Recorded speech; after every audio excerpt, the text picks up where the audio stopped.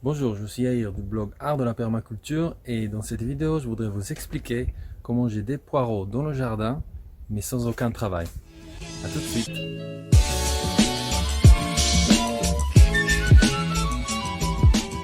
Avant de commencer, sachez que l'ensemble des informations étape par étape se trouvent dans l'article du blog.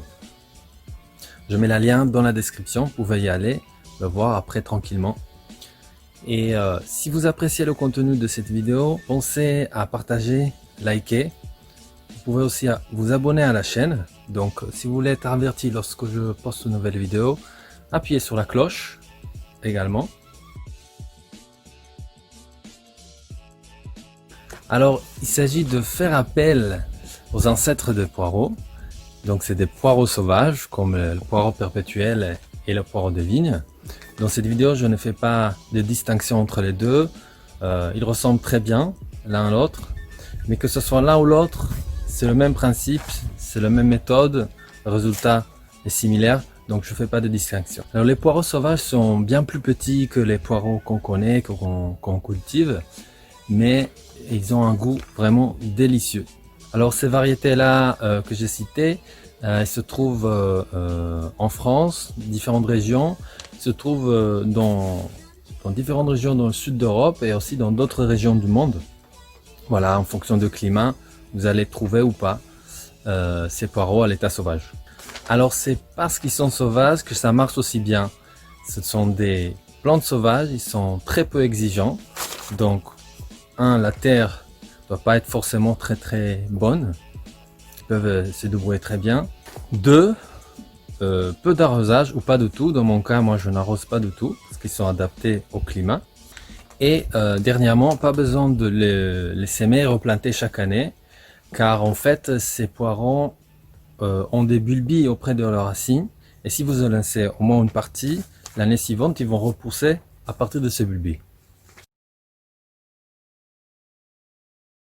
Les poireaux sauvages se récoltent à partir de l'automne-hiver et jusqu'au fin de printemps. Par exemple, ici dans le sud où je suis, le sud de la France, on les récolte au printemps.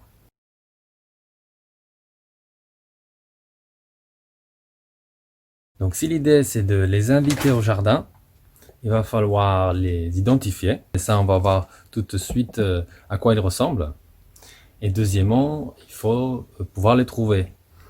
Alors le poireau sauvage se trouve dans la nature, dans des prairies, mais aussi dans des espaces plus urbains, peu entretenus, que ce soit au bord de route par exemple. Ça m'est arrivé de le trouver. Sachez que pour les repérer, c'est parfois plus facile en début d'été ou pendant l'été.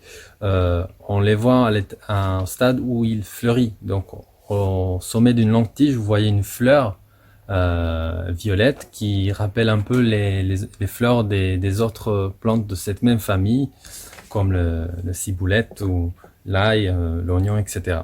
Il peut y arriver que les poireaux s'implantent tout seuls dans le jardin, mais sinon vous aurez à les prélever vous-même dans d'autres endroits que vous les trouvez et les amener au jardin. Alors au moment où ils fleurissent, ils sont plus comestibles. Par contre, vous pouvez toujours prélever les bulbilles. Et donc que ce soit fleuri ou pas, l'idée c'est prendre les bulbilles. Vous pouvez, c'est souvent dans des endroits où la terre est un peu dure, donc je vous conseille de prendre une petite truelle et de creuser un petit peu autour de la racine, prélever les bulbilles. Alors faire une cueillette éthique, donc laisser une partie des bulbilles en place pour que de nouveaux poireaux puissent se repousser l'année suivante. Une fois que vous avez ces bulbilles, vous allez les planter au jardin. Alors l'emplacement exact dépend de votre choix. Il y a différentes possibilités. Alors, vous pouvez par exemple les planter dans des espaces un peu éloignés du jardin, comme la zone 5 en permaculture, la zone qu'on laisse à l'état sauvage. Ou sinon, moi je préfère carrément les inviter dans le potager. Et à ce moment-là, moi je préfère de les planter dans des zones où s'opèrent très peu de changements. Par exemple, des zones des plantes vivaces. Les plantes vivaces restent sur place plusieurs années, donc il n'y a pas beaucoup de changements qui s'opèrent. Et c'est peut-être plus facile d'avoir les poireaux à cet endroit-là, par exemple, dans une zone où il y a les fraisiers, entre les fraisiers. Donc après la plantation, vous avez pratiquement rien à faire. Ils repoussent chaque année. Si vous laissez au moins une partie des bulbis sur place, ils vont repousser. Donc ça va repousser de façon perpétuelle. Le seul travail qui reste à faire, c'est de désherber de temps en temps. Et c'est ce qu'on va voir tout de suite. Comment faire attention à ne pas les désherber avec d'autres herbes. Comment bien les distinguer. Parce que ça peut arriver, il y a toujours ce risque.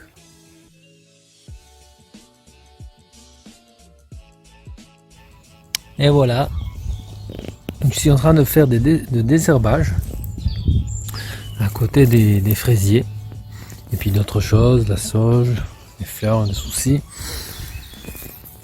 Et puis là, un exemple de poireaux de vigne. On est au début de printemps. C'est le moment où on commence à prendre forme. Donc on voit vraiment un mini poireau, il est petit. Alors il est assez...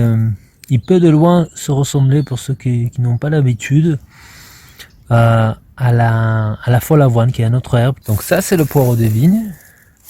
Je vais vous montrer la folle avoine, à ne pas confondre avec. Donc voilà, ça c'est la folle avoine lorsqu'elle est vraiment aussi au début de printemps, au début de sa stade un peu. Après ça devient très grand avec les graines là, qui se collent. Donc on va la mettre à côté de poireaux pour voir la différence. Alors lorsqu'ils sont comme ça, on peut parfois les confondre. Vous voyez, il y a un peu de ressemblance. Mais si on regarde vraiment la feuille, on voit qu'elle est différente là. Elle est de pour devenir très fine. À ce stade-là, c'est plus large. Voilà. Je le touche comme ça. Et lorsque je vais déterrer un poireau, vous allez voir la différence. Alors c'est parfois très difficile de déterrer avec les racines des poireaux, ça fait la différence. J'essaie de creuser. Voilà. Voilà. Donc, et où? Parti où? Et voilà. On voit, ça n'a rien à voir. Là, on a les bulbes. Ils donnent de nouvelles bulbes rejets qui vont former d'autres poireaux. Je suis pas spécialiste de plantes sauvages, mais on voit quand même un peu de différence. Quand on voit les deux, on arrive à faire la différence. Ça ressemble vraiment à un poireau comme ça. Là ici, mini poireau. Alors que la folle avoine, on voit comment les feuilles, hop, c'est une forme différente. Mais si vous n'y arrivez pas, vous le verrez plus facilement sur la racine. Et après, croyez-moi, après un petit peu de pratique, vous arrivez vraiment facilement à les différencier. Folle avoine et poireaux de vigne.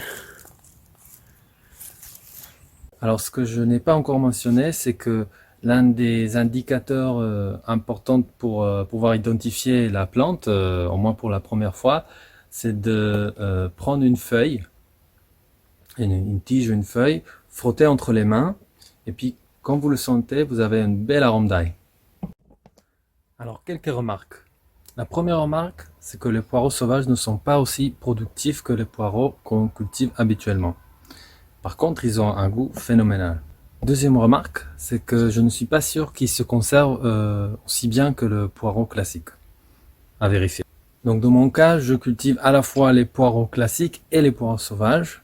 Je voulais aussi montrer cette façon de faire parce que je trouvais intéressant le fait que avec les poireaux sauvages, c'est une culture, on fait pas grand chose. On n'a pas besoin de veiller aux conditions optimales comme on fait avec les légumes de potager. Là, c'est une sorte de culture entre guillemets de lâcher prise. Donc philosophiquement parlant, je trouve ça intéressant aussi. de lâcher prise et de recevoir les cadeaux de la nature. Donc voilà pour cette vidéo. L'ensemble des informations et encore plus se trouve dans le blog que je mets dans la description. Likez, partagez la vidéo. Vous pouvez vous abonner à la chaîne et je vous dis à bientôt.